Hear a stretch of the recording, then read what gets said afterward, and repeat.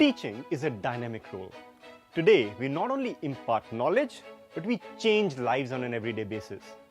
In this era, students don't really need us for knowledge. It's all available at a click of a button.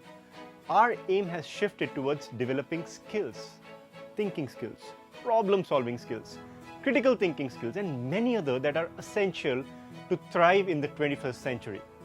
We all want our students to become critical thinkers and problem solvers. We want them to be equipped for the challenges of the future, and only imparting knowledge is not going to get the job done. But can you imagine what would happen if we armor our students with knowledge and skills and we ignore values? Think about nuclear energy, for example. Nuclear energy is a great resource of electricity and has a lot of benefits in medicine and other areas. But if put in the wrong hands, we can't even think about the destruction it can create. That is why, in addition to knowledge and skills, our students must be saturated with values like integrity, respect, and fairness. We want future citizens who find solutions to the world problems, problems like pollution and hunger, not the ones who create problems for benefits. We want them to be the solution, not the problem. We need to create responsible people who live in honorable ways even when no one is watching them. People who would always make the right choice because it is the right thing to do.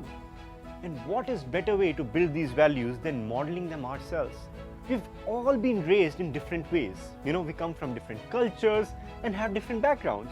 But as discussed earlier, at the heart of all cultures, core values remain the same.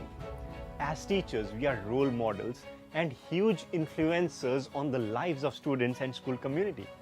Well, consistent behavior in the classroom teaches students not only discipline but also trust. When they know the consequences of their behavior, whether positive or negative, they know that they are being judged based on their behavior, not on their race, color, background, disability, or any other discriminating criteria. And I must say here that as teachers, we are humans too.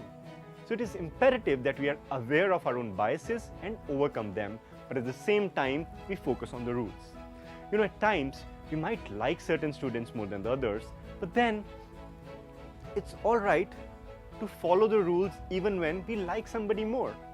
Let us take an example here. So let us say that Jade is always clean.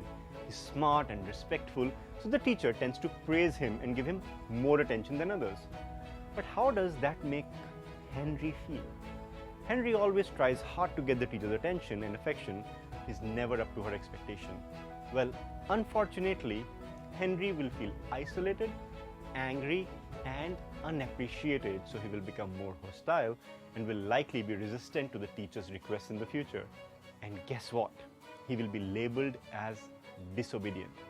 So as a teacher, I should develop the habit of reflecting on my behavior and asking myself questions like, am I giving more attention to certain students based on my bias criteria? Maybe because they come from the same country that I do, or maybe because they are more capable. Do I give them more opportunities? Do I wait on them more to give me an answer? And we should always remind ourselves that all students, no matter the level, no matter the background or the disability, must receive the same measure of attention and praise according to his or her own unique ability and talent.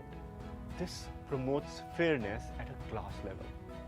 So fairness can be achieved not only through equal treatment, but also through equal access to resources and educational opportunities. So we can say that the best way to promote values is to live by them.